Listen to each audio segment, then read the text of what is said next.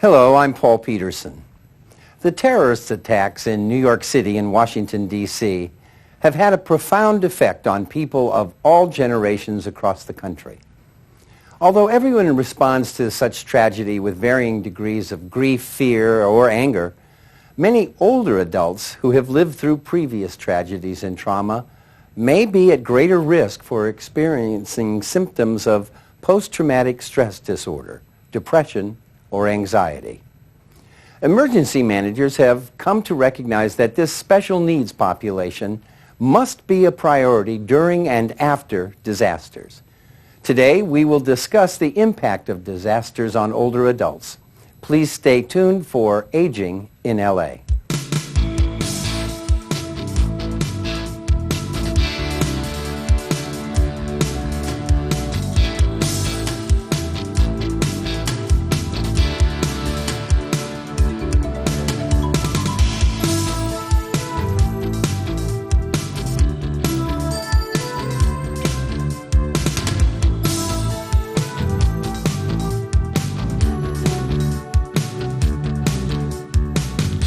Disasters of all kinds affect older adults disproportionately, especially those with chronic diseases, disabilities, or conditions that require extra assistance to leave an unsafe area or recover from an event. In New Orleans, people aged 60 and older comprised 15% of the population prior to Hurricane Katrina. Yet more than 70% of those who died as a result of the hurricane were elderly. Even more alarming, 70 nursing home residents died in their facilities. Many were allegedly abandoned by their caretakers. Since the 2005 hurricanes, emergency response experts have placed a new focus on disaster preparedness and response to better protect vulnerable populations, including older adults. Our guests today are disaster planners from the L.A. County Department of Mental Health. Dr. Roderick Shaner is medical director of the department, and Linda Boyd, M.N., Law Enforcement and Mental Health Programs, Department of Mental Health. Thanks to both of you for coming here. Our audience is largely composed of seniors. Do they treat disasters differently than a younger population, Dr. Shaner? I think they respond to disasters differently. How so? Well, seniors have a set of concerns, first of all. They have certain vulnerabilities that others may take for granted. Physical vulnerability, more difficulty with being agile, with being able to lift things, more dependence on medications or other kinds of supports wherever they are, more dependence on other people and caregivers. And finally, many of us have more supports to fall back on, economically and otherwise, that older adults may not have. Yeah. Linda, also, jump right in here. I think also a lot of older adults have experienced more loss. Yes. Some of our older adults have lived through the Depression, World War II. So they have a lot of experience with trauma. They have their own traumatic experiences from back then, as well as maybe a greater number of losses that has happened to them through their lifetime. So coupled with what Dr. Shaner has said, it does make them more vulnerable than a younger population. Yes, and disaster, I mean, just by its nature, kind of that overwhelming sudden event, and yet those of us who live here in Southern California, we know where we're living, fires, earthquakes.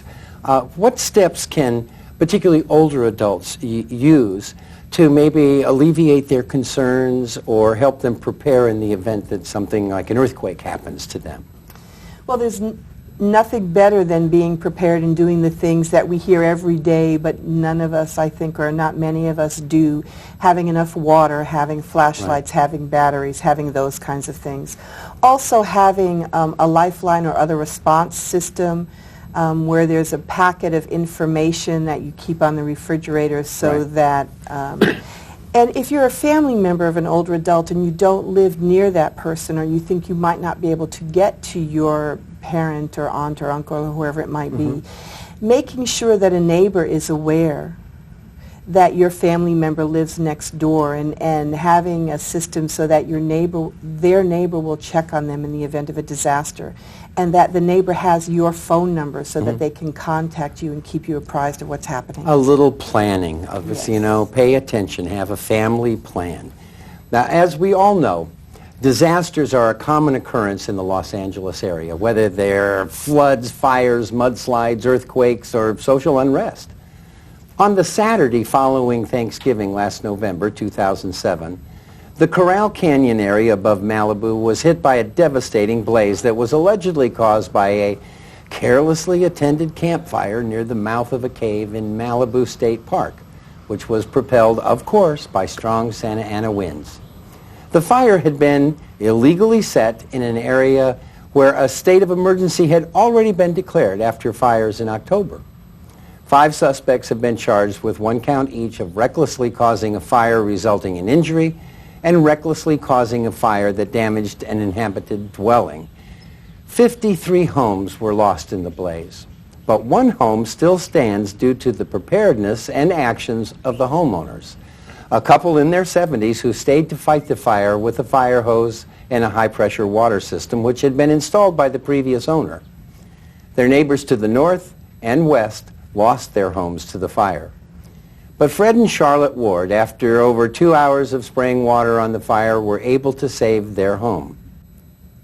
We asked them about their experience. Unquestionably, it's scary. It's hair-raising. It's something you never want to see, ever. But it is a reality, and our reality was we have to stand here and fight this thing. And so we did. Charlotte would run inside and wash your face, put on some other kind of hat or clothes or whatever. So we spent the morning doing the back and forth from the stanchion out there in the middle of that little greenery, back and forth inside. But we were always looking to see where the fire was going, what was burning at the time, and what we might be able to put out. It was staggering to me to see how fast it came. We saw it come around the hill, around the mountain, but it was coming at breakneck speed. It had to be 40, maybe even 50 miles an hour. It was unreal. And it was coming right over us and probably about 50 feet high in ember burns. The sky was just almost black from embers. The situation is that there were only 2 of us because we couldn't get our 2 boys who were down at PCH. We couldn't get them inside. We could at sometime slightly later in the morning we could talk on the cell phone, but the fire department and the police blocked that off and wouldn't let residents. And our youngest son is a resident here. Wouldn't let him in. What we had was a number of pieces of equipment that were fire size hoses, not little garden hoses. We have right there in the garage all of that fire equipment, and all we have to do is push a button, open the door, pull it out. It's on wheels, and so we can take it almost anywhere we want. And we have enough hoses to go outside the gate. We can come around the side. We can come around the other side this way. We can go all around the house if we know what's going on. We asked them about their feelings today. One thing is we're so grateful to be all right, to be well, to have remained stable. And we're so saddened by the loss of our neighbors. And it doesn't seem appropriate for us to feel sad. It seems appropriate for us to offer help, and we've invited some neighbors to come for dinner with their children. But in comparison to their loss, we have no loss at all. And I think that has sustained us. That we better look up at this beautiful sky and out at the ocean and think how fortunate we are to be here, strong and healthy and able to hold a hose. You know, it is an amazing personal story, but there are many lessons in that piece, mostly of the don't try this at home variety. These people were very lucky. They could have easily been overwhelmed, and in past fires, people who said, I'm going to stand and fight to save the old homestead, lost their lives. Now, how do we help people understand that there are events which are not your fault, that you don't need to prove how tough you are, that it's better just to get gone if you can? Dr. Shaner, do we address that, this sort of need for people to stay rooted? Well, I think we have to. And older adults, especially the generation that's old now, has some characteristics that are, in a way, perhaps a double-edged sword in disasters. On one hand, they have a self-reliance and a wisdom that may not be so common now, and that can be a resource in a disaster for themselves and for others. On the other hand, they may also have a stoicism and unwillingness to accept help easily that they might perceive as in some way diminishing their own autonomy. And I think that as we plan for disasters, we have to take into account the special considerations and how people need to hear what they should do. It is not a sign of weakness to work with others, to accept help from others, and that message may need to be tailored for older adults. I've got you. You know, I think of so many of us in our communities. We have convalescent hospitals and assisted living facilities, and those seniors, that special needs population, it's going to take a special effort. Maybe even just mobility will be the issue. Do people in disaster planning, are you thinking about those people as well? Will resources be devoted to these special needs populations, Linda? Yes, Adult Protective Services have outreach services. Senior centers are putting together plans. The Department of Mental Health mobilizes our Genesis program, which is a program that provides outreach, and our field-capable clinical services. All of these are older adult specialists who will be in the community. I believe convalescent homes, assisted living are all working on disaster plans of their own, and it will take a community effort for all of us working together to help evacuate people where needed, and especially reaching the older adult who lives alone and is homebound. And that's where a lot of our effort is, to be able to get to those people who don't have anyone to help them out. And we have tens of thousands in the Los Angeles County who are in fact alone. Maybe there's no one that would check in with them. That's good to hear that those plans are afoot. We're going to take a short break, and when we come back we will continue our discussion of the impact of disasters on seniors. We'll be right back. The Los Angeles Department of Water and Power wants to give you up to 7 free shade trees just for completing a workshop, either online or in your neighborhood. The Trees for a Green LA program offers LADWP residents over 40 different varieties of free shade trees. Trees benefit the environment, save energy, and add beauty. Get your trees by participating in an online workshop by logging on to ladwp.com/trees or call 1-800-GREEN-LA.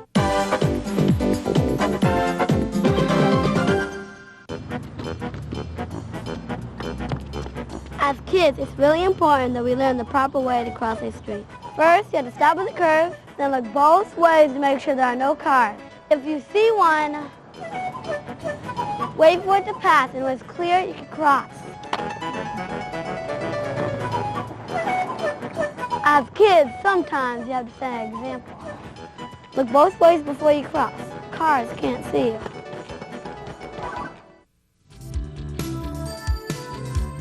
Welcome back to Aging in LA. Our topic today is the impact of disasters on senior citizens.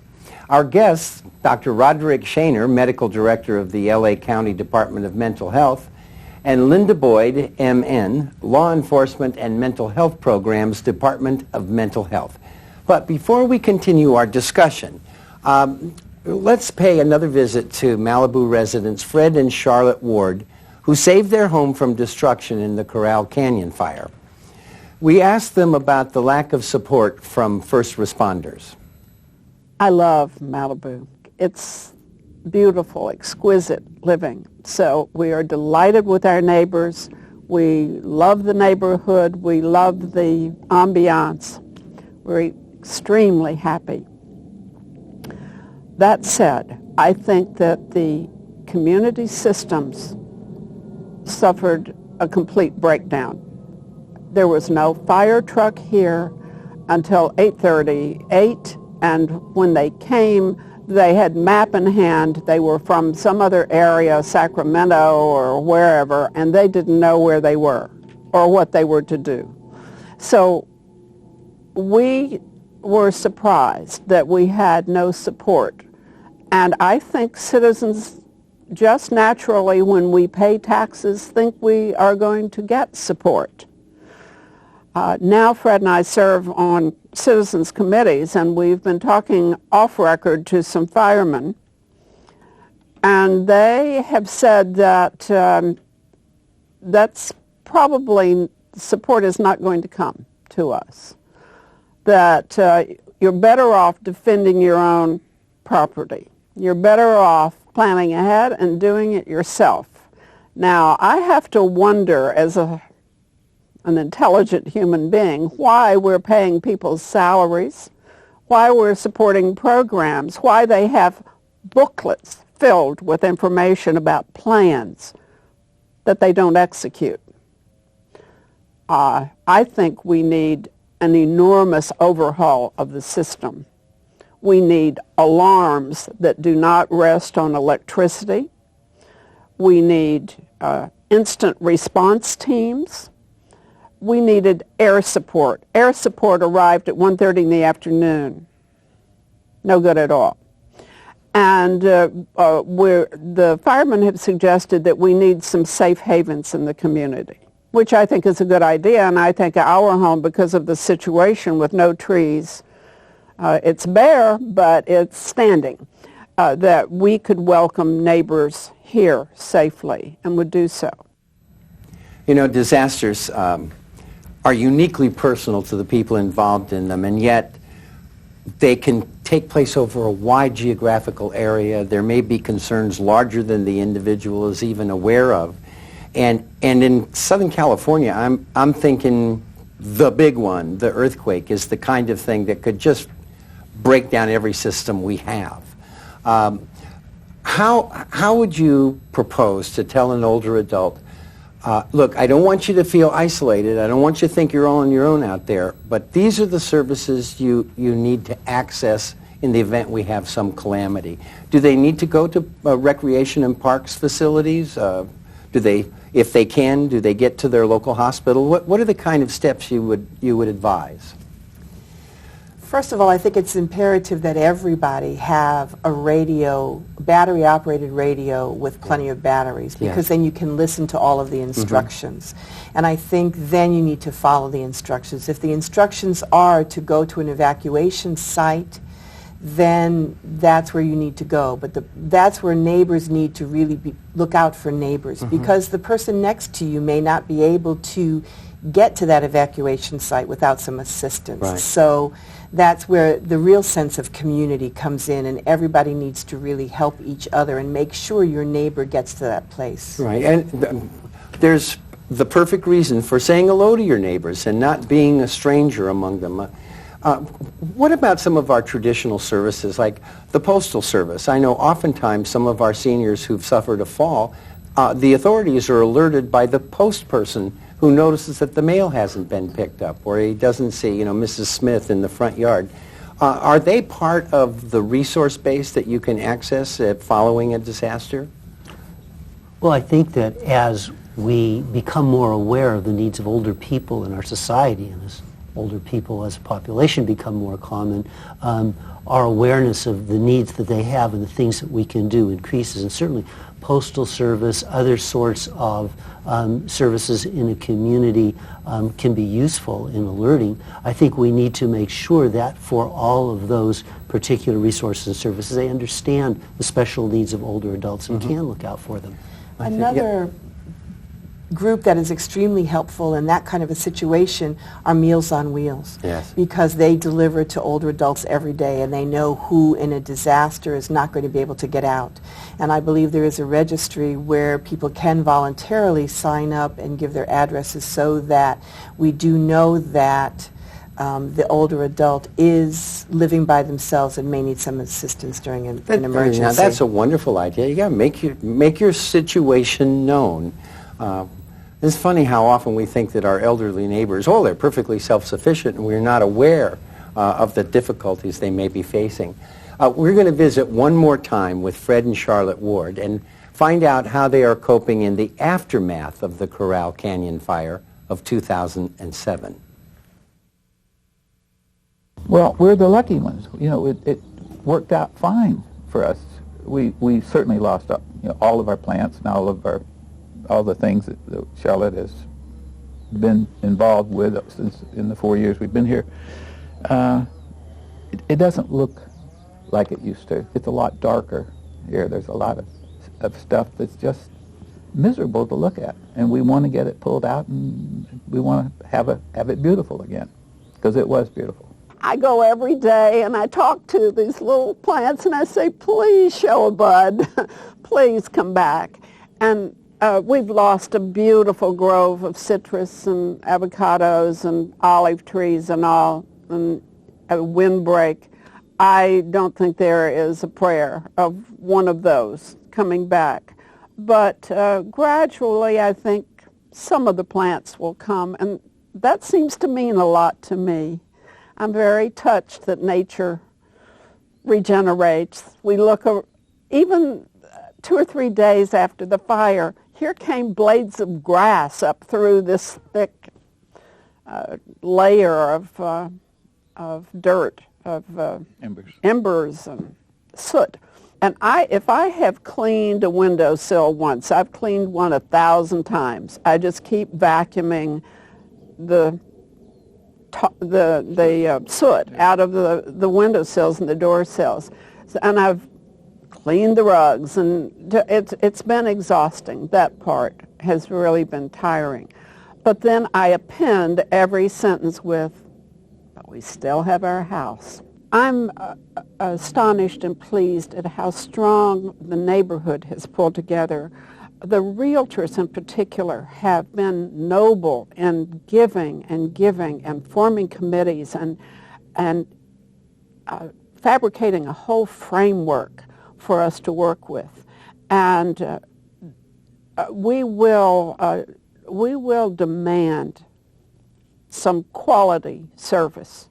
I think it's too late for the poor 53, and they will have long consequences. They've lost their family history and many precious things that can never be recovered. But I do have hope that we're going to stand tall, and instead of just wimping out or feeling sad, which really doesn't make a difference in life, instead if we use the energy to go forward and demand good service and care, then maybe others won't have to go through what we did.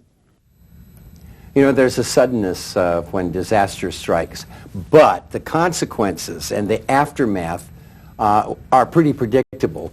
What are the things we should be thinking about in the aftermath of disasters, particularly for seniors? Well, one of the things we learned from Katrina and other disasters is that the aftermath often is characterized by lots of psychological effects on the population as a whole and on individuals, and things like post-traumatic stress disorder, anxiety. But with seniors, there are some other more specific kinds of responses. Seniors, one of the things that concerns them is the loss of autonomy, and the stoicism that they have, the hesitancy that they have, both accepting their own feelings and reaching out for help, creates special challenges. They may withdraw, they may reject care, they may say, everything is fine, you've got your own lives, don't worry about us. And it's being able to understand that while that's what they may be saying, there are powerful psychological reactions that may really make it difficult for them both to function and accept help, and also changes in their environment that are difficult for someone who may have some cognitive